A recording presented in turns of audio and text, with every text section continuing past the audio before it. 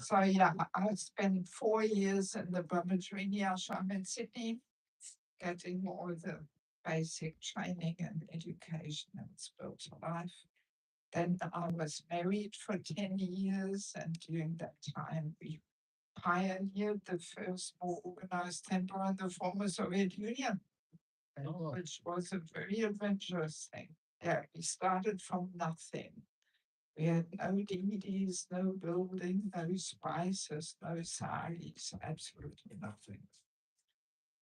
And within a few short years, we had 65 brahmacharis and 30 brahmacharis. Yes, that was a very dynamic, adventurous time. So, and then in 1999, my former husband needed a break from me and from Krishna consciousness. So he is somewhere out there. So and since 99, I'm basically living out of a suitcase. I'm traveling the world. I spend 5 months per year preaching in India and Bangladesh, and 7 months basically all around the world. Sometimes I go to Australia, New Zealand, sometimes South Africa, Mauritius, Kenya, all around Europe, US, Canada, so many places. And yeah, I've established an institute for spiritual culture. Basically, Mayapur is the only place where I stay longer than 1 or 2 weeks. I'm there for 3 months per year, and I teach different courses and conduct holy name retreat in Ekka Chakra. Who of you has been to Ekka Chakra? You I went to Mayapur, but not actually. have to come to the holy name retreat. Yeah, the Chakra is Nityananda's birthplace. Very beautiful place. And I usually take a whole busload full of people out there for 4 nights. We stay there and take them on the journey, deepening our relationship with the Marina. Yes. And now I have put these courses, which I teach in Mayapur, I have put them in book form. So they're all very practical, relevant for our day-to-day life in Krishna consciousness. So at the end of our little session here, I will mention a few words about the books. So now today, our topic is the Holy Name, right? Deepening our relationship with the Holy Name. So let us begin by understanding that any activity which we do very regularly every day, very easily we become over familiar, which means we lose respect. We take it lightly and cheaply, even in relationships and married life, also that over familiarity easily enters, and that husband and wife lose respect for each other. They say all kinds of things to each other, which they would never say to anybody else. But this is my husband, this is my wife. So, and a similar thing happens also in our activities. Even in big temples, when we are every morning on the altar doing puja, then this can also become mechanical, and we actually forget what we are doing, that we worship in the Lord. We forget. And we just go externally, mechanically through the motions. And that's what we call overfamiliarity. And that same thing easily enters in our practice of chanting. What's happening?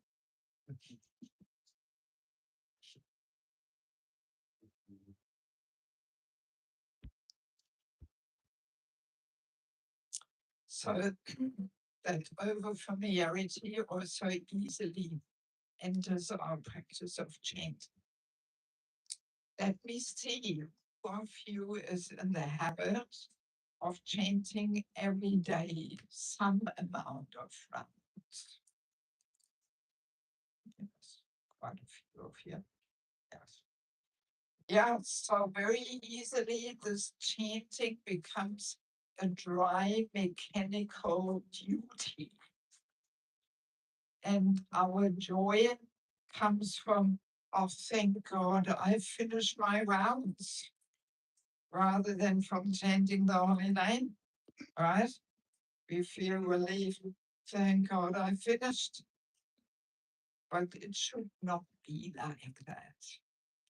Actually, the chanting is a very deep science, and it requires constant endeavor to get on deeper levels. We may have all heard, you can come a little forward, Bruce. Why sitting so splayed out there?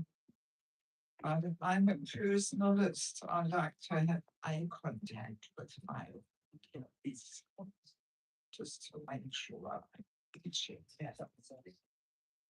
Yes.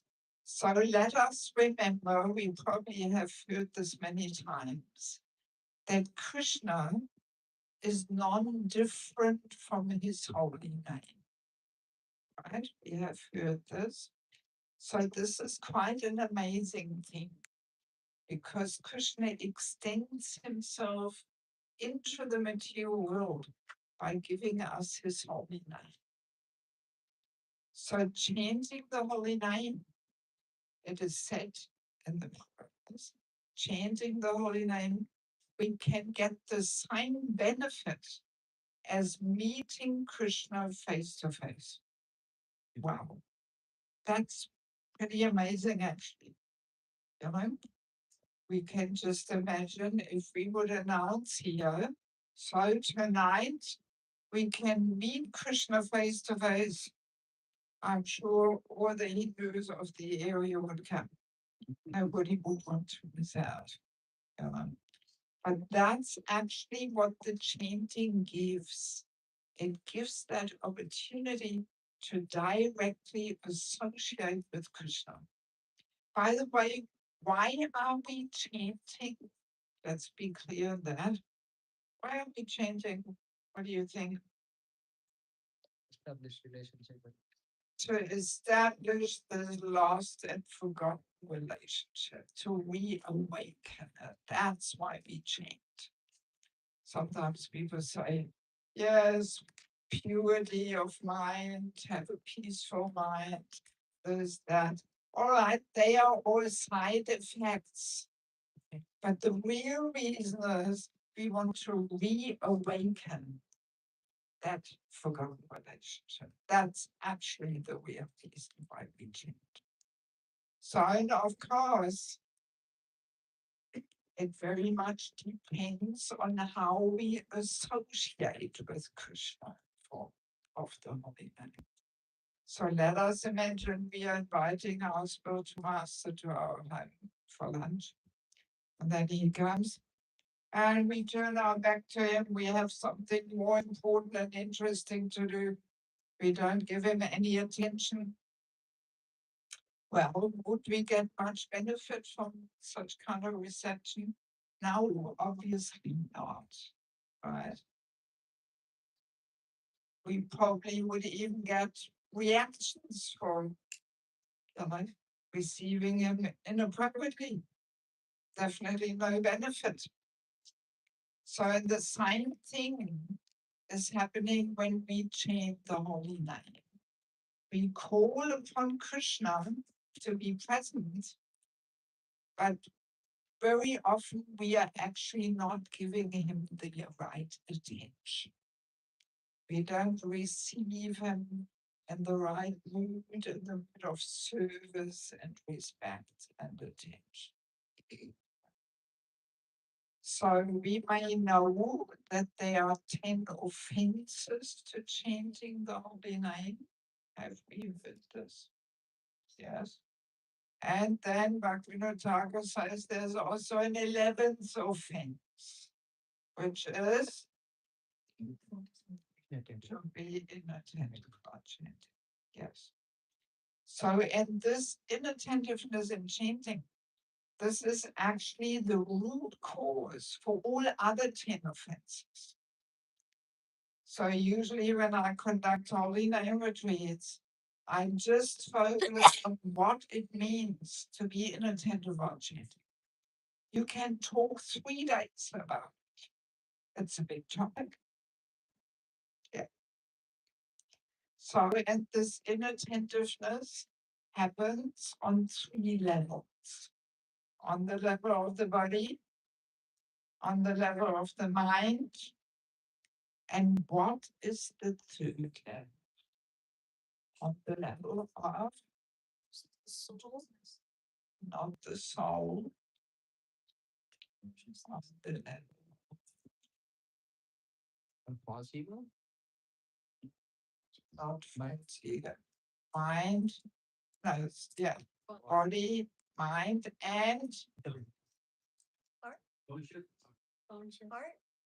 heart. Yes. Sometimes it takes quite a while until this answer comes.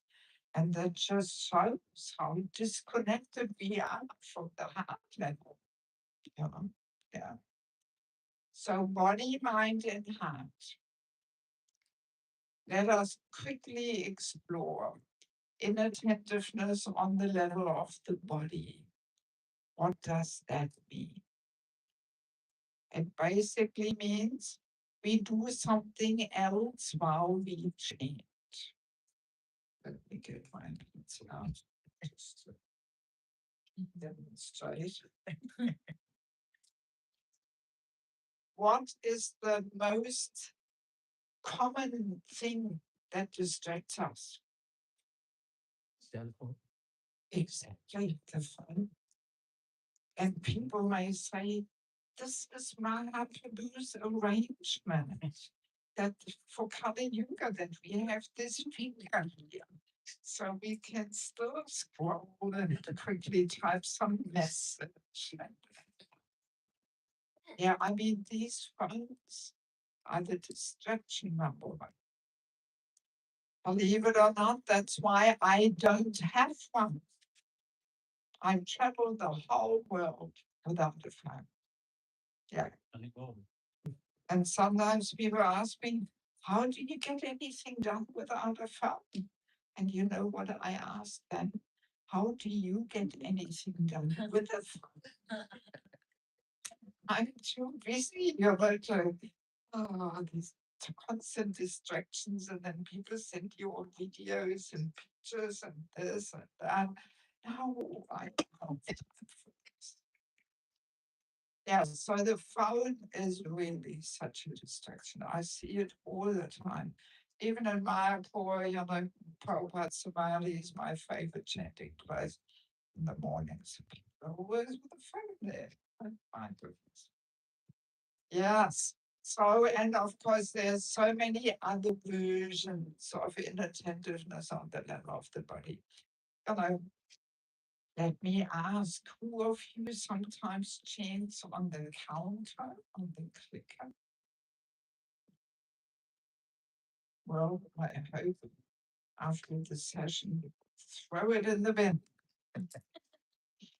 Chanting on these counters is the guaranteed way to cultivate inattentive chanting. Yeah. It's nonsense. Yeah. When we can't finish one round, you know, we shouldn't even chant. You know, just clicking with the left hand, right hand, dirty hand. You know, and then in the evening we get the calculator out, divided by 108. Oh, so many rounds I've chanted. These counters shouldn't even be sold in our temple shops. So when you start your temple shop, they don't sell the counters. Yes. Yeah, and of course, people do so many things while they change, you know, they go shopping or drive the car or two people meet. both people have their hand in the bead bag. They talk back and forwards, and while the other person answers, we chant a few mantras. And if we get a long answer, or we can get rid of quite a few mantras there, like that. This is all kinds of versions of inattentive chanting on the level of the body. Basically, the mood is to try and maximize our time.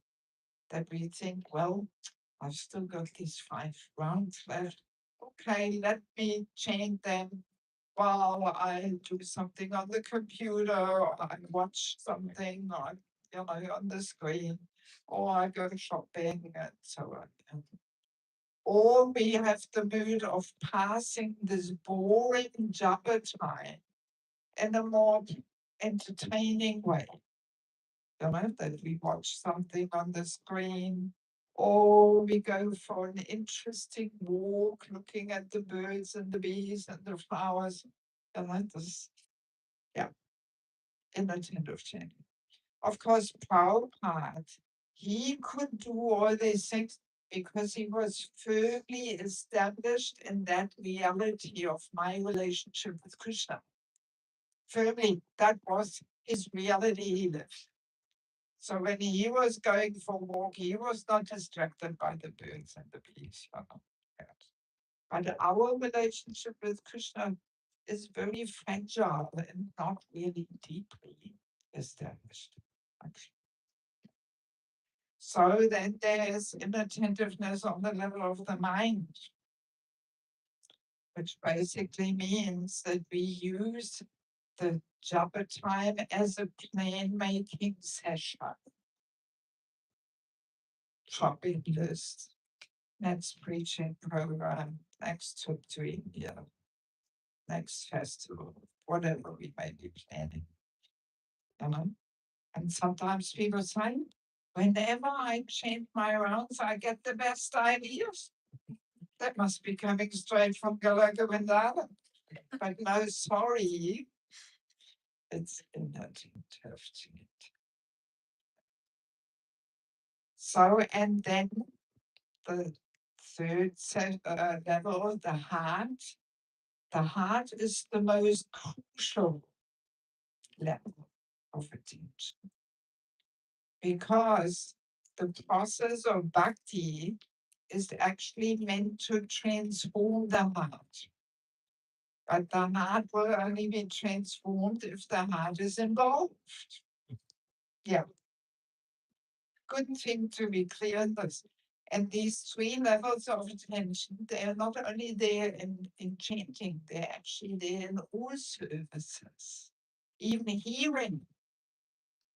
You know, we should be attentive on the level of the body, not doing anything else, fiddling around with the phone and this and that. And mind, we should be here and concentrate and not plan so many other things. And the heart, there has to be some eagerness there. I want to capture something here. Yeah, there is no room for indifference. That's what Bhaktivinoda Thakur says and Hari Ramchandra. That these indifference, you understand what indifference means? Yeah, that you just, oh, well, I can take it. With that attitude. So then the heart is not involved. And then the words go in one ear and out the other ear. They bypass the heart. And then nothing transforms in the heart. Right? Or even when we cook, clean, whatever we may be doing, these 3 levels of attention have to be there: body, mind, and heart, meaning that we give our very best. We do everything to please the devotees. We give everything, not just minimal effort. Yeah. So if we serve like that, then very quickly something will happen in the heart there. Yeah, so in chanting, the heart level, Prabhupada gave us a nice little analogy. How we are meant to chant. I'm sure we have heard this before. Maybe not you. Let's give the other people a chance. What is the analogy that Prabhupada gave us how we should change?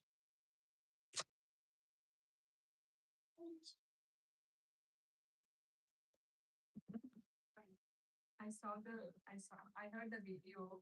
Prabhupada says, chant as if Shri Krishna is chanting on dancing on the farm. Yeah, okay, but that's not what I mean. You're actually like Krishna to you. Prabhupada gave an analogy. Like baby cries for Exactly. Like a child crying in helplessness, in desperation for his mother. That's how we're meant to chant. But are we chanting like this? Are we? No, we are not. Let's be honest. We are not desperately calling out. Yes. But that's what it means, that the heart is involved, that we really feel this urgency. We are calling out helplessly. Yeah. And what is in our way of calling out like that? Why aren't we calling out in helplessness? Any ideas?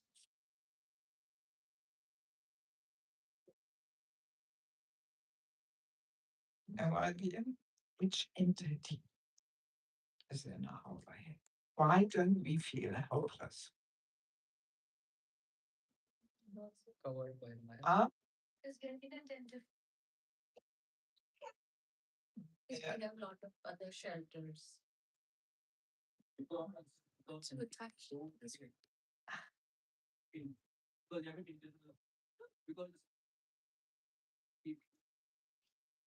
Because of the false ego. Let's make it short. Right? The false ego makes us think that we are cool, we've got it all under control. So then, where's the helplessness?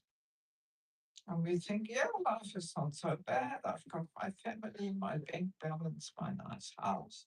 No problem. Right? So, how can we feel helpless? Now, interestingly, a child crying out in helplessness does not have the problem of a wandering mind. The child will not say, we have to keep the kids engaged. They have to have some toys and sweets or something. Yes, so when the child cries in helplessness for his mother, the child does not say, this is strange. Every time I cry for my mother, I think of so many other things, where to play and what to play and with whom to play. Right? Child does not have that problem. So that already gives the solution to the wandering mind, right? That the solution is to involve the heart. That's the solution. We have to scratch some feelings of helplessly calling out to Krishna. We have to stretch some feelings there together, you know? Because often we hear this question, what do we do when the mind wanders? And the standard answer is bring it back in here. That's good to begin with, but that's not everything. Because if we just bring it back in here, then 2, 3 months later, mind will drag us away again. And then we end up in the boxing match with the mind. But that we will never win. So the solution is to involve the heart. Yeah. So now we said,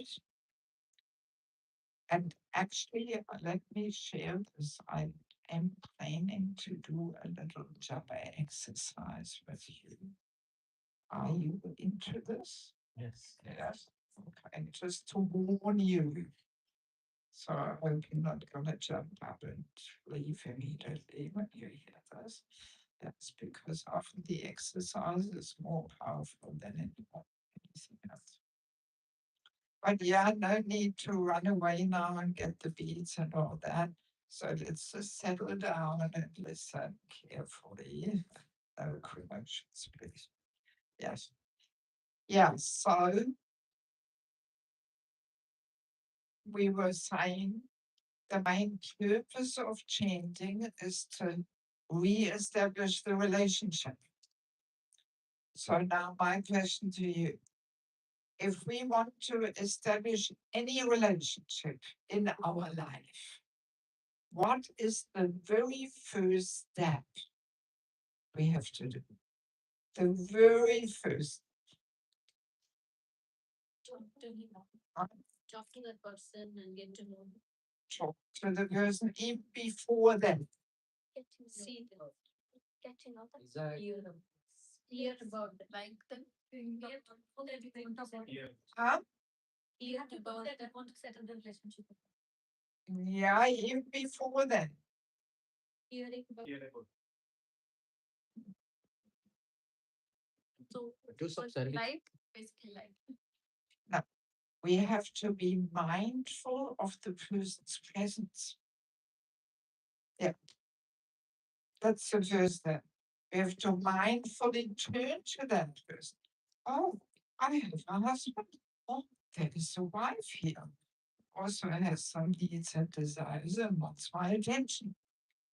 So the very first step is that we mindfully turn to that person even before we talk and hear and want to get to know them or something. We have to first be mindful that there is a person in my life here, right? Yeah. Yeah, even in family life, sometimes in the evenings everybody sits with their phones, nobody talks to each other. They don't even realize, hey, there's maybe my daughter, my son, or my husband, wife. Maybe they want to engage in some exchanges or something. We're getting very impersonal, actually. And the modern technology is really facilitating this greatly. So yeah, also in our relationship with Krishna.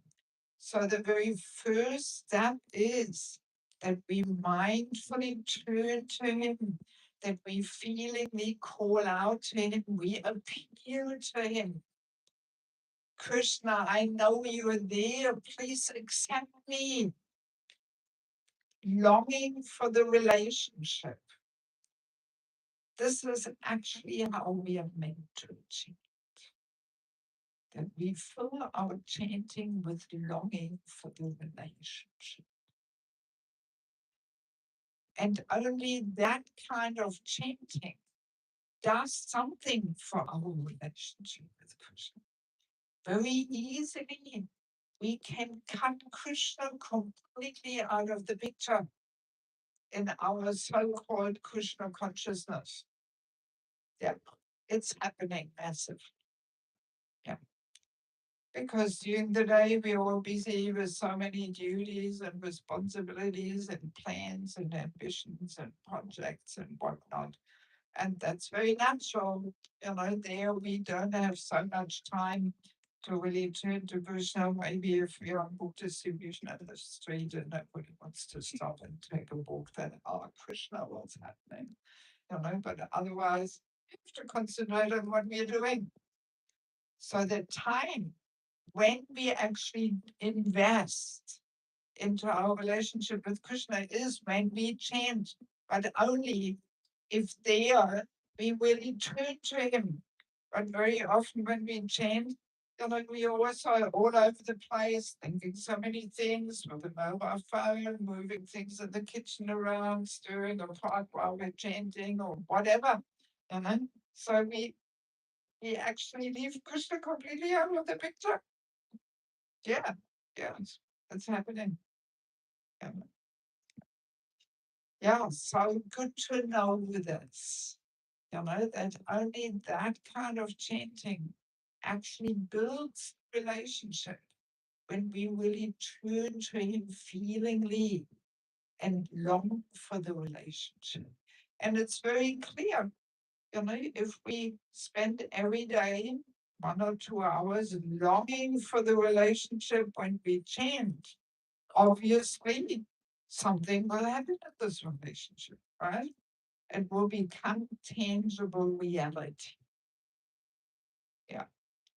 And at the moment of death, that's what counts.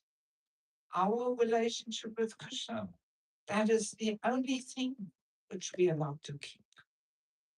Everything else, which is now so important to us, at the moment of death, no significance. Curtain closes, show is over. It's all finished. Yeah. Prabhupada likes to call call life in the material world, he calls it a nonsensical stage performance.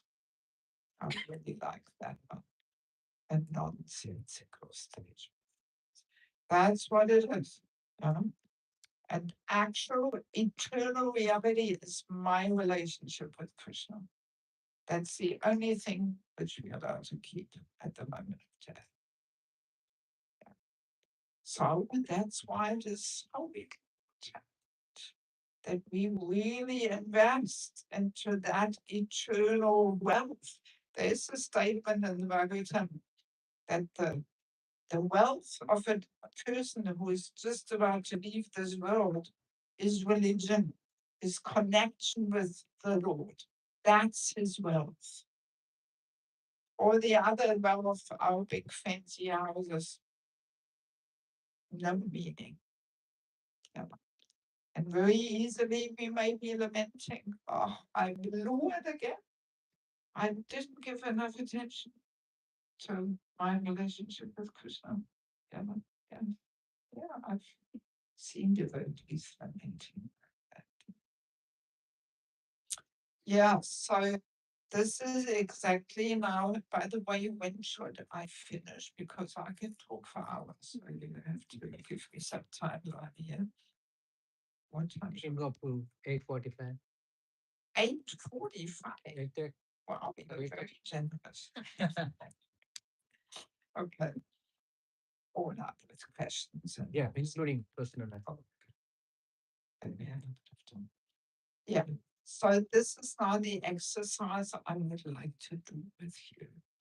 That we take some beads if we have beads.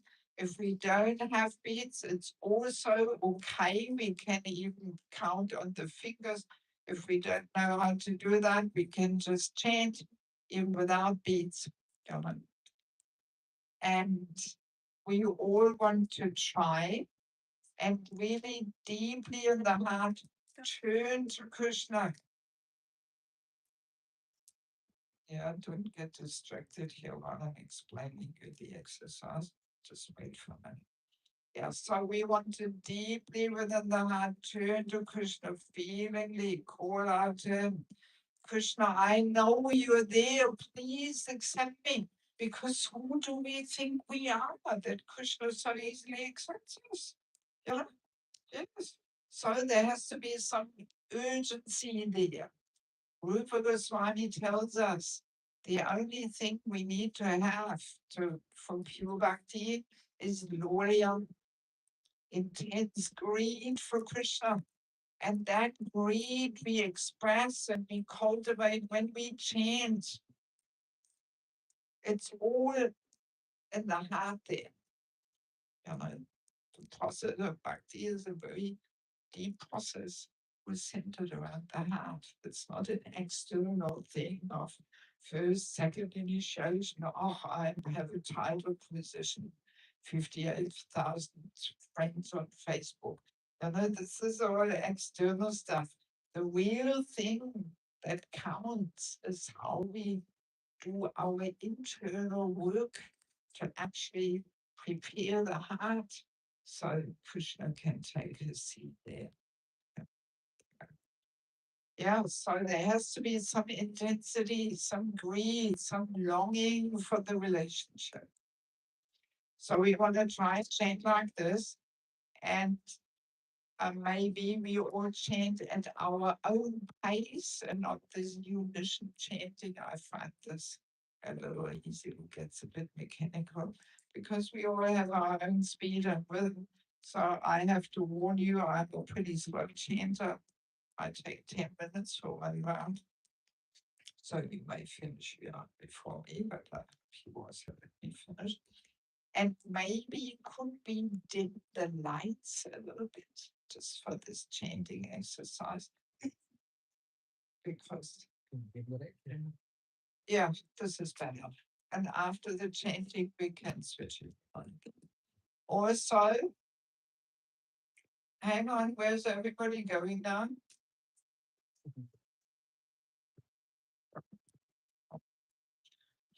So also, we can close our eyes because then we can concentrate more on the sound. Because the sense perception of the eyes is the perception that distracts us the most. Look at this, look at that. So when we close our eyes, we can hear better. We can put more attention on the sound. Because holy name, we give attention through the ear, not through the eye. Yes, so if we do this automatically, also in kirtan or something, that we close our eyes and we can concentrate better. So let us try this all at our own pace.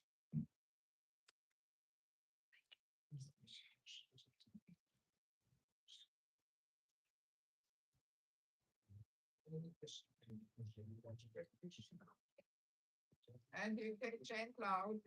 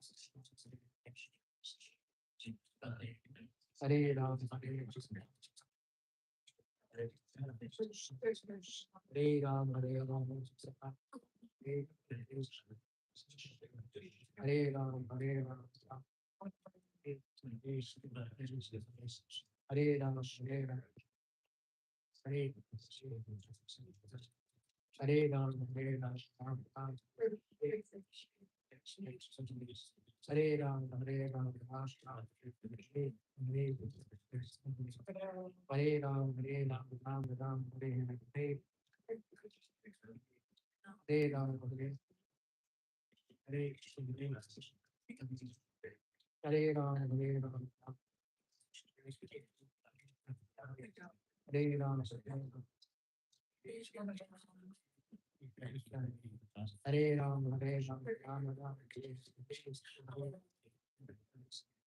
Hare Ram, Hare Ram, Ram Ram, Hare Hare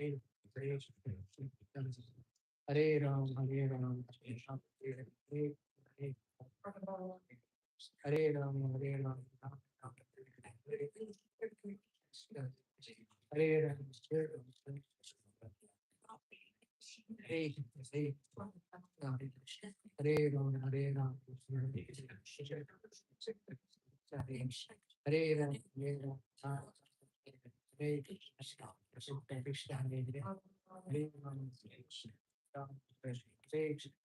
Krishna, Hare Ram, Hare Ram, Hare Ram, Ram Ram, Hare Hare Ram, Hare Ram, Ram, Hare Ram, Hare Ram, Hare Hare, Hare Ram, Hare Ram, Hare Ram, Hare Hare, Hare Ram, Hare Ram, Hare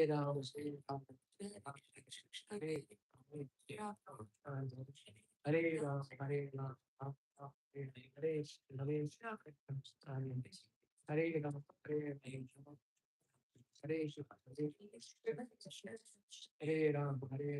Hare Hare Ram, Hare Ram, Ram Hare Hare, Hare Ram, Hare Ram, Ram Ram, Hare Krishna, Hare Ram, Hare Ram, Ram Hare Ram, Hare Hare Krishna, Hare Hare Ram, Hare Ram, Ram Hare Krishna, Hare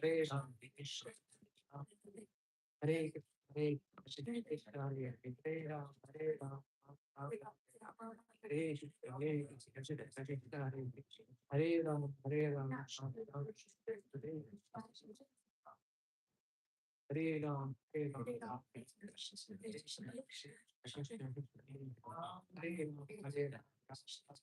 Hare Ram, Hare Ram, Hare Ram, Hare Ram, Hare Ram, Hare Ram, Hare Ram, Hare Ram, Hare Ram, Hare Hare Hare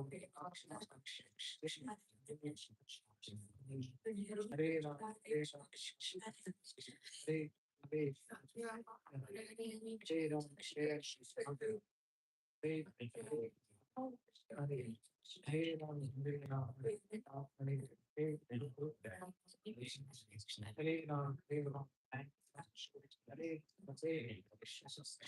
Ram, Hare Ram, Hare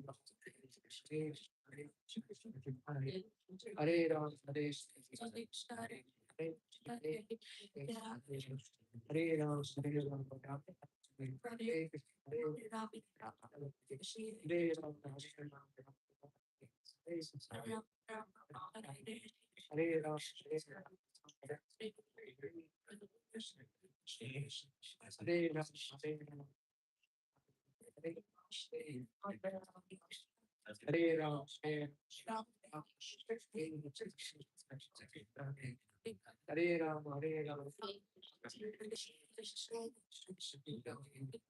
Ram, Hare Ram, Hare Ram, Hare Ram, Hare Ram, Hare Ram, Hare Ram, Hare Ram, Hare Ram, Hare Ram, Hare Ram, Hare Ram, Hare Ram, Ram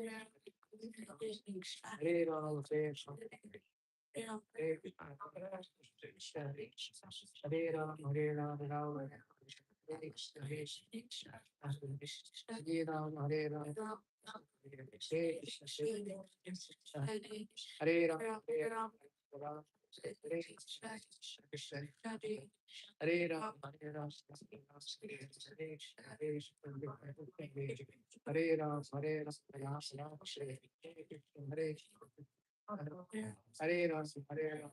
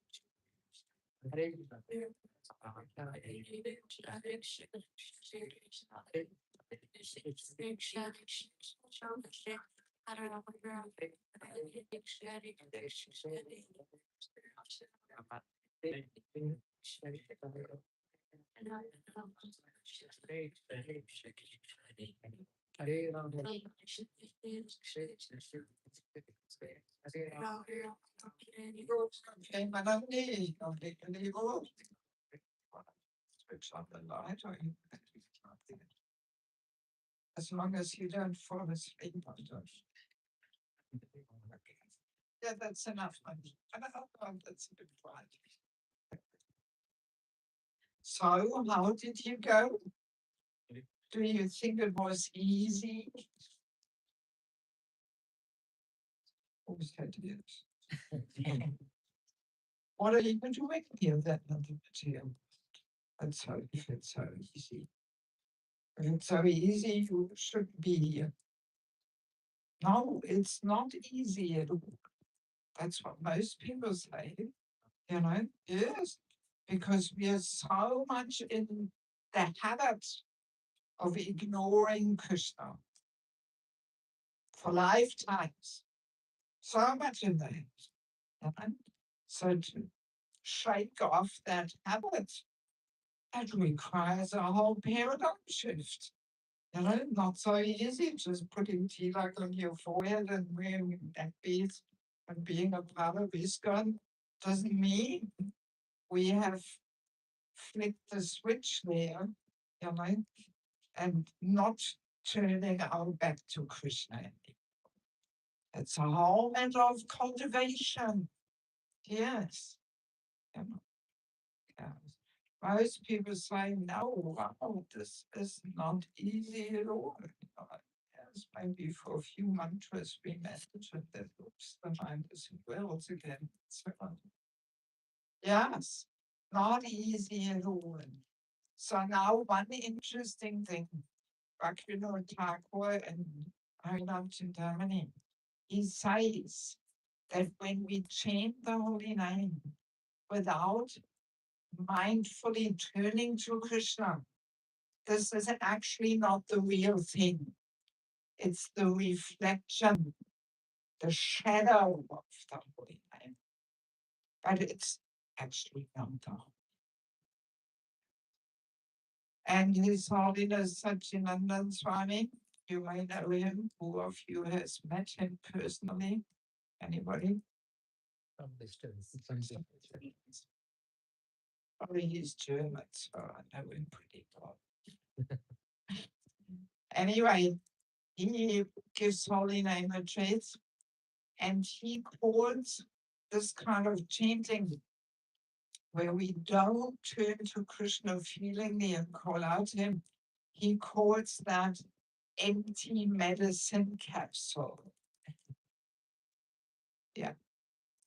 Capsule, not tablet, capsule, vegetarian capsule, of course. So we can open it up and there should be some medicine inside. But there can also be empty capsule that from outside it looks like the real thing. Yeah. But when you open it, empty, therefore no effect. Yeah. On the absolute platform of developing our relationship with Krishna, this empty capsule chanting is useless. It will not develop our relationship with Krishna. Yeah. And we can very clearly understand if here, sitting in our nice Bhaja and Kutir, hearing about the Holy Name, if it's here not easy to turn to Krishna, what to speak of, driving, wandering around, doing other things, being with the phone there. This is all empty capsule guaranteed. It's actually useless. All right, we may get some little material benefit, some opulences. We may be relieved of some reactions to sinful activities. That's the benefits of Nama chanting. But I hope we are not even so interested in that. I hope we all want bhakti. Yes. So on that level, this empty capsule chanting, no effect. I usually say the only benefit we get is that there is more chance that one day we hear something about the deeper chanting, right? If we're still hanging in there and we haven't given up the chanting altogether yet, so then there's more chance that we end up here or somewhere else where that somebody shares something about chanting. Whereas when we have given up already, then there's less chance. That's basically the only real benefit we get from empty capsule chanting. Yeah. I remember some years ago we had a holy name retreat in Bangalore in India. We rented a whole place there and devotees from several temples came just over a long weekend. And when we did this exercise, and I was talking about the empty capsule, there was some senior devotees. They were really upset. They were angry. They felt cheated. They were saying, why am I only hearing this after 30 years of being in this garden? I just wasted 30 years of my time because I did not know about these things. Yes, yes. I had to really pacify them and say, no, better late than never. And we've spent so many lifetimes in this world not hearing about these things. But yeah, I mean, when I think back of the first 20 years of my 41 years in Krishna consciousness, guaranteed it was empty capsule chanting. Nobody talked about these things 40 years ago. Nobody. Because we always put the emphasis on the numbers. How many rounds are you chanting? How many are you chanting? Oh, you have to chant 16. Oh, now you can get initiated. But nobody ever asked, so what kind of capsules are you taking? Empty ones, full ones, yeah. Yes. And interestingly, when we come to Krishna consciousness, we are actually on the level of Namabas.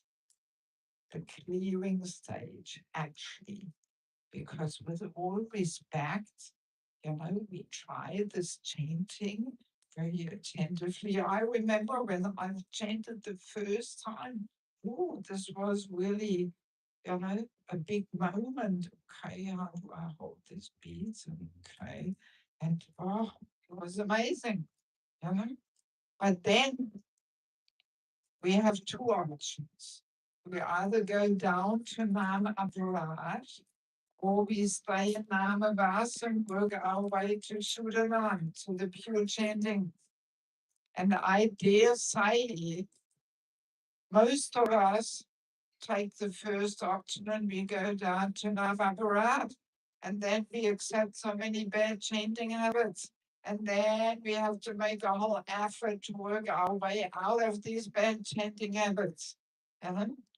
So if we could just train our devotees right from the beginning, how we are meant to chant, that would be really good. Yeah, yeah. Because nowadays, there's so many meditation centers, you know, especially in the Western world. Every street corner, you have some yoga meditation center. And very often there's some Mayavadi meditation techniques. But I dare say they take their meditation in many ways more seriously than we do, right? Yes. They lock the room, put a sign on the door, don't disturb, I'm meditating, and the Mayavadi meditation music and the candle and sitting there, because they take it very seriously. But what are you doing? This is some, and we call that chanting, you know. Even though we have the highest form of meditation that brings us to the Logomandavan, nothing can get anybody there, only the moment. But we take it so lightly and cheaply. Yeah. Of course, sometimes people say, but didn't Prabhupada say you should chant 24 hours a day while we do this and that?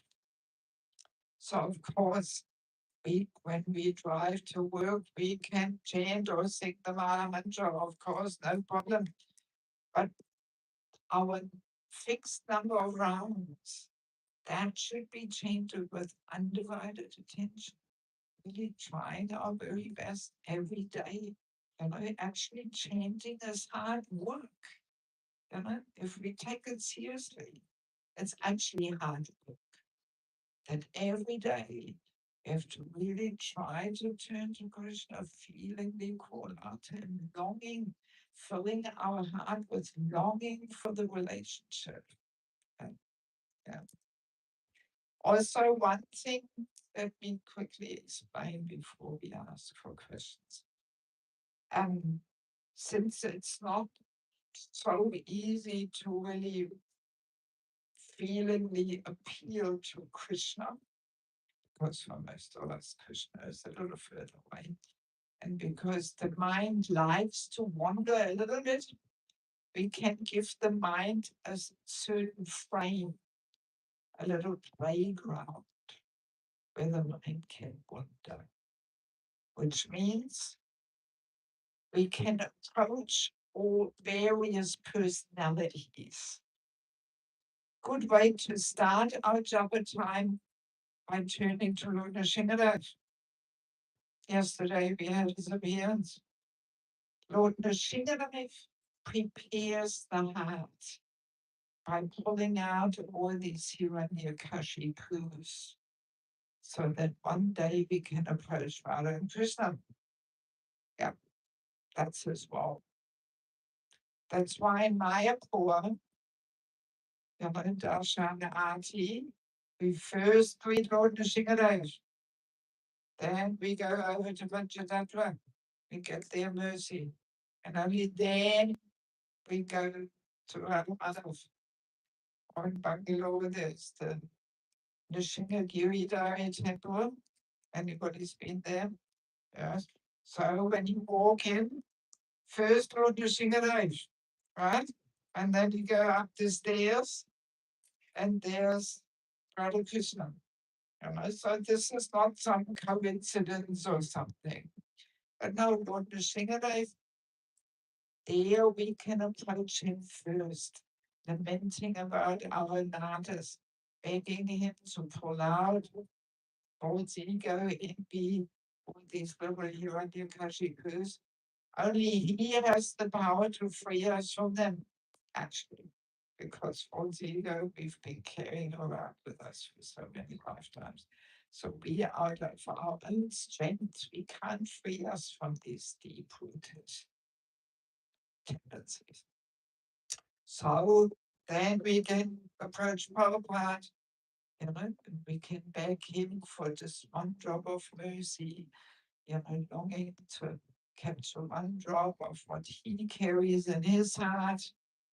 Then we can go to our Guru Maharaj or our favorite sadhu, and we spend some time there longing to capture something from him, how he chants, how he sacrifices himself in service, how he is so empowered and then we can go to Krishna, spend some time there talking to him, and then we can go to Srimati Radharani. She is actually our very original guru.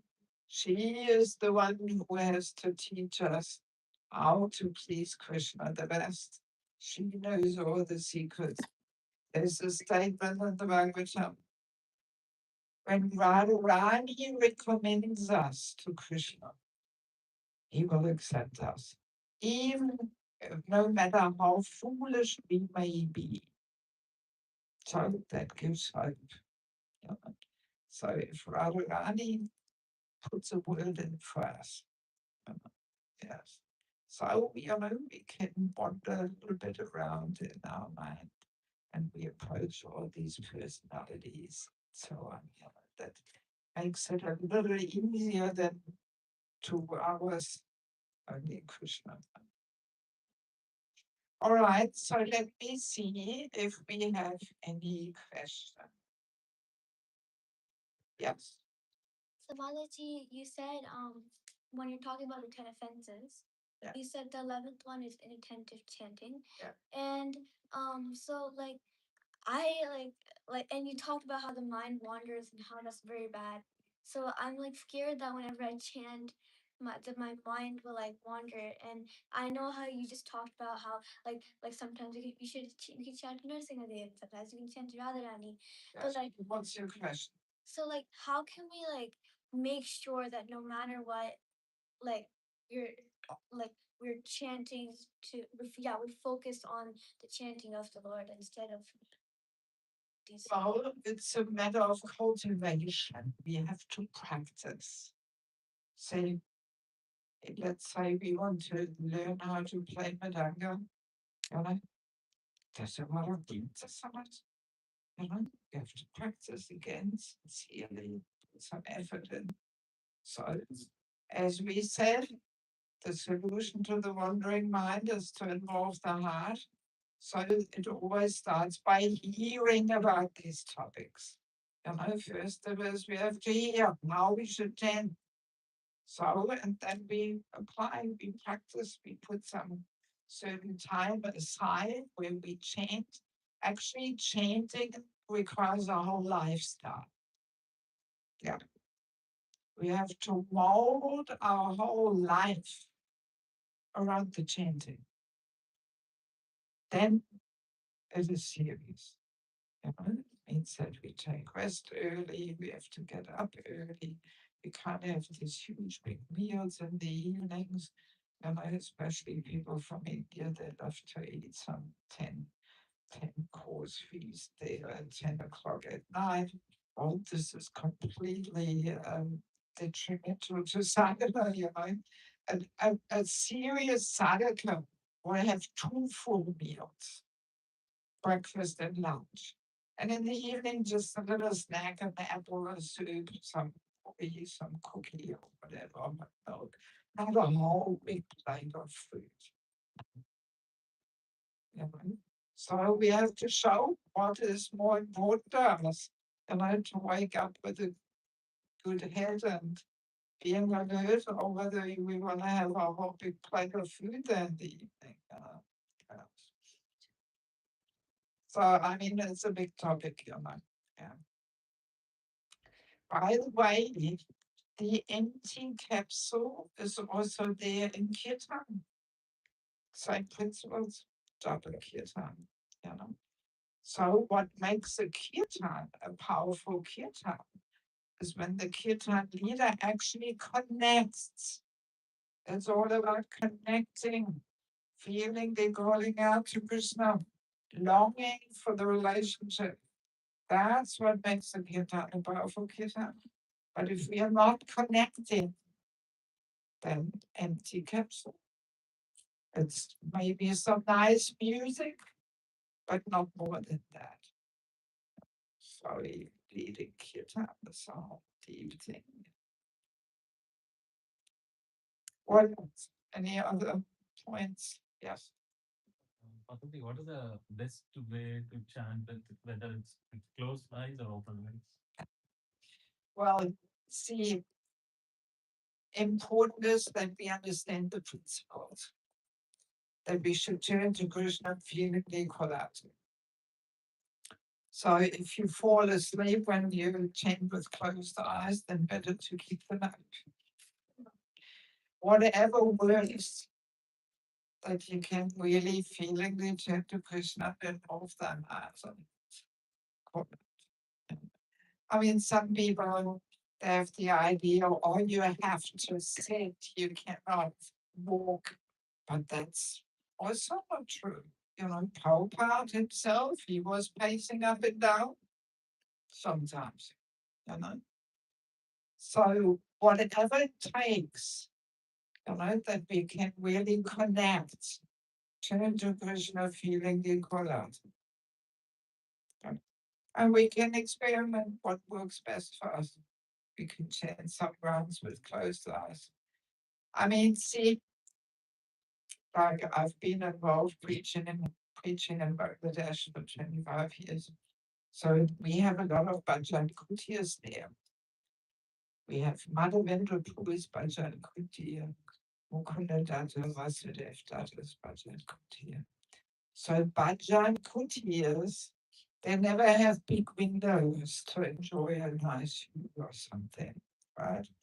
So bhajan kutia protects us from all the outside distractions, right? So and we also have to find our bhajan kutir.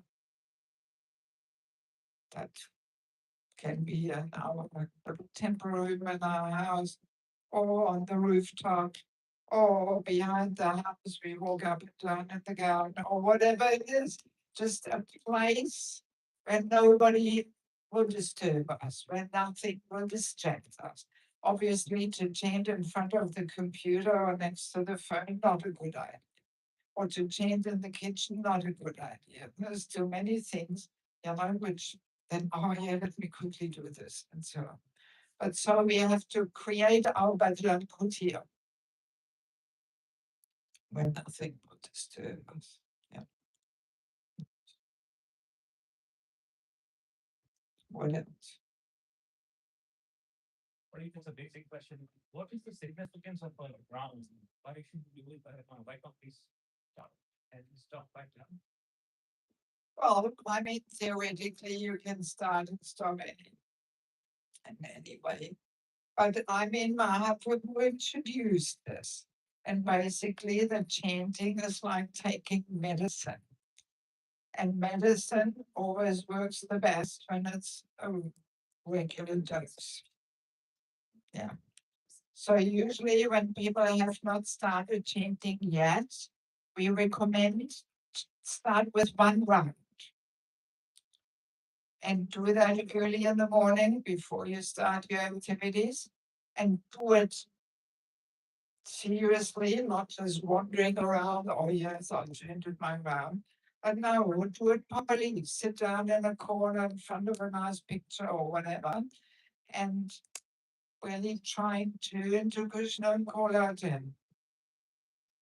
and best to do it every day at the same time. With medicine the same, we should take the medicine at the same time. That's the best. So, and then as you feel comfortable to increase the dose, you go to 2 rounds, and then you change 2 rounds for some time.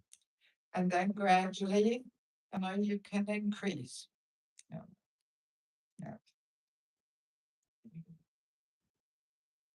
Yeah. Trying to remember some Leela. Sorry? I try to remember some Leela that I been chanting. Is it a victory or not? No.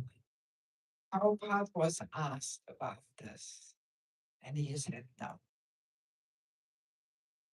All we should do is turn to Krishna, long for the relationship, and also what we didn't discuss today, but longing to serve. That's all we're meant to do. And then once the heart is more purified and the connection is more built, then very naturally some leaders will come into our mind, but we should not jump up there artificially. Yeah.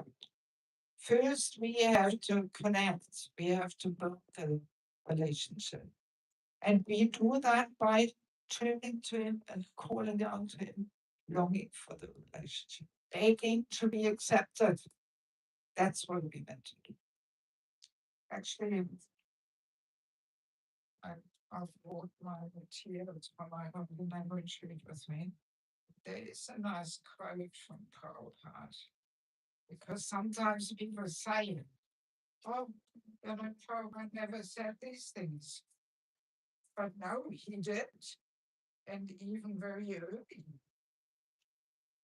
In 1969, I believe. Yeah, yeah. Yeah. This was in a lecture in 1969. So he says there, so we are addressing Hare Krishna, Hare Krishna, O energy of the Lord, O Lord, please accept me. That's all. Please accept me. We have no other prayer. Please accept me. Lord Chaitanya taught that we should simply cry, and we shall simply pray for accepting us. That's all. So this vibration is simply a cry for addressing the Supreme Lord, requesting him, please accept me, please accept me. Very clear. Yeah. And everything else comes from there. Yeah. All right, well, maybe I will take the last few minutes and tell you a few little things about these books. As I mentioned in the beginning, I have this little institute for spiritual culture, and I teach all these courses in my form, and now putting the courses in book form. And basically, what I'm trying to do is that I'm trying to make Prabhupada's books practically accessible to people, because Prabhupada's books are the law books for civilized humanity. But often the law books are a little complex and not so easy to understand how to live according to the book. So sometimes the law books need complementary literature, which helps us to understand how to apply the laws. That's what I'm trying to do.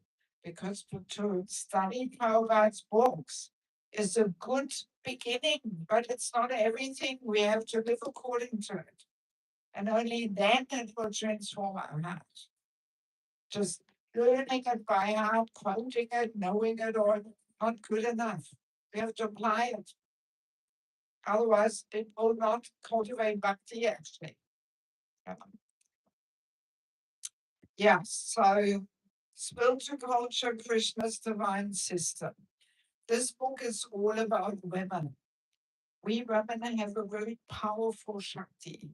We are meant to be the power of inspiration to the man. That's what Bhagavatam says. And we are not meant to compete with the man. But now man woman equality, the women often compete with the men, and the men don't like that very much. So every woman should actually read this. Already young girls, how old are you? 11. Yeah, read this. So interesting. I'm sharing some interesting stories from Bangladesh there. That's where I learned all these things. Yeah.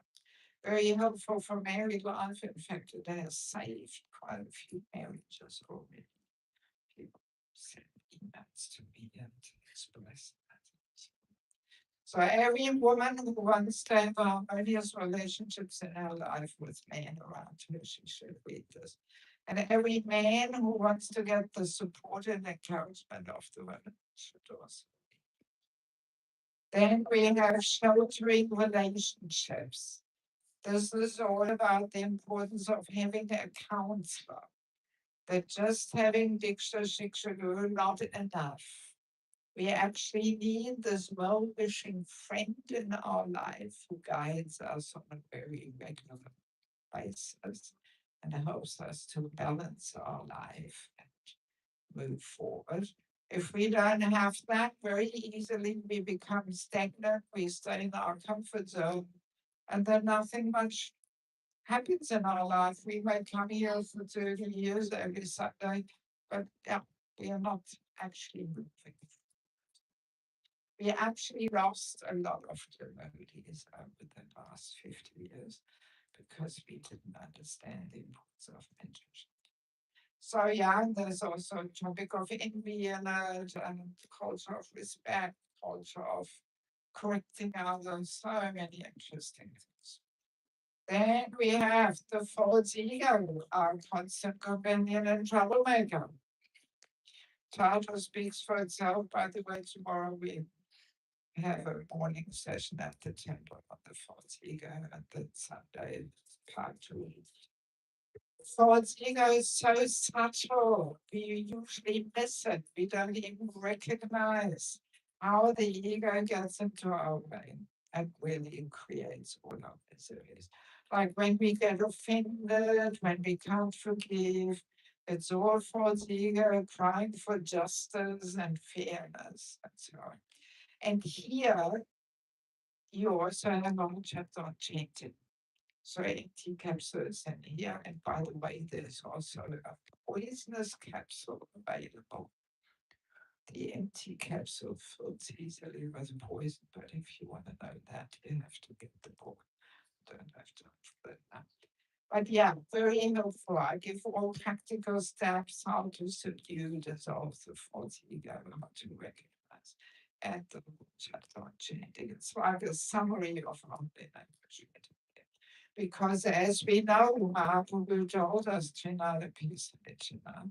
So we can only chant the holy name and humble state of mind. So holy name, false ego, they belong together, the topics.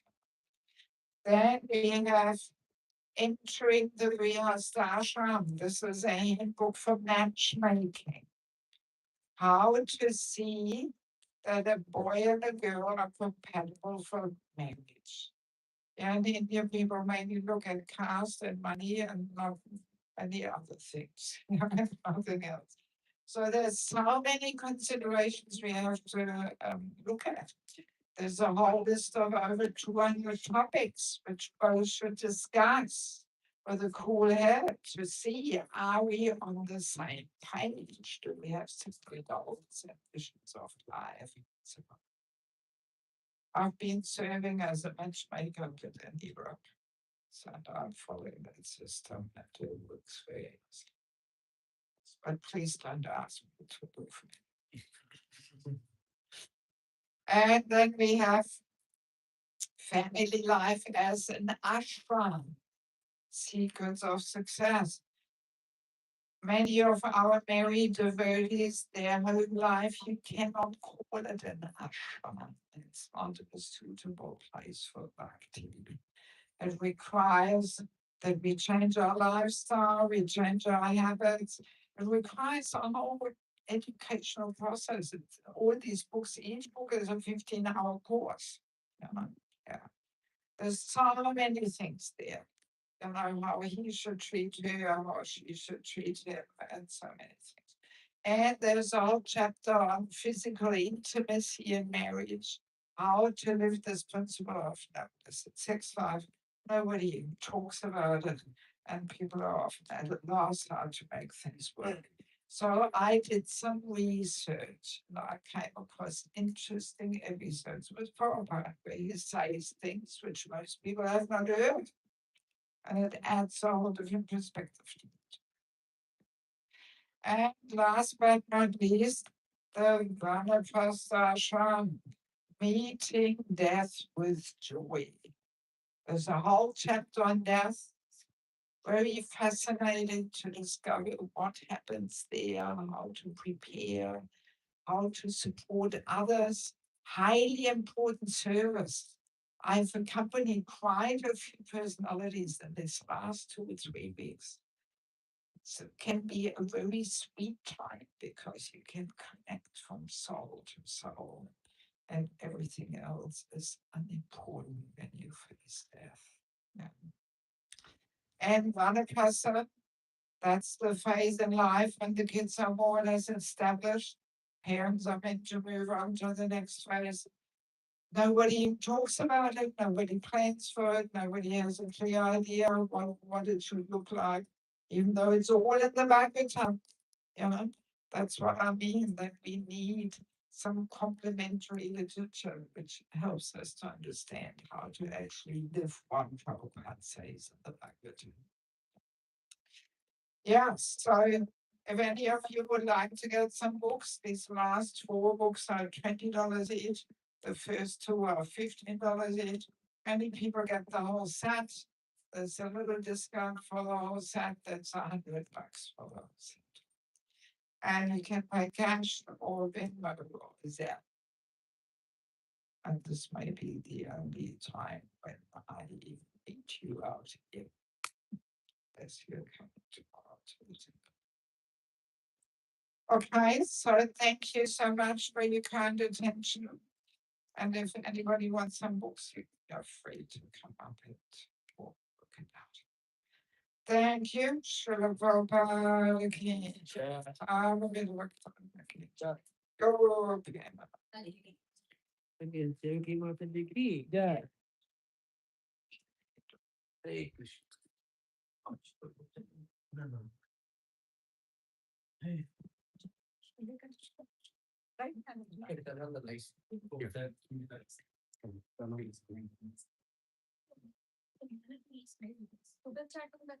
Hare Krishna. Hare Krishna. Hare Krishna. Hare Krishna. Try those rings. Hare Krishna. Hare Krishna. Yeah, voice is clear. Hare Krishna. Can you hear me? Yeah. Yes. Thank you, Devaki Mataji. This is our first time, and it's the first session in Seattle. Right. In Lynnwood. So thank you for hosting all of you. This center is only opened in the last October, and ever since we are getting nice Prabhupada disciples and next disciples that coming here and engage all of you in how to practice our Krishna consciousness. And as Mataji said, uh, either you can go to Mayapur, which we don't have time many of us, or you can get the wisdom from these books. And we have people here, Haridas Maharaj, Srila Prabhupada disciples, and the various other seniors. You can take their help and how to practice what is actually Srila Prabhupada actually mentioned in his books and through these complementary books. So please come here and look at the books, and Mataji can, I don't know, Mataji, do you sign the books? They sure. Yeah, they can get a sign also. And if you have any questions also while you are actually taking the book, you can talk to Mataji. And Mataji, I was surprised when I picked up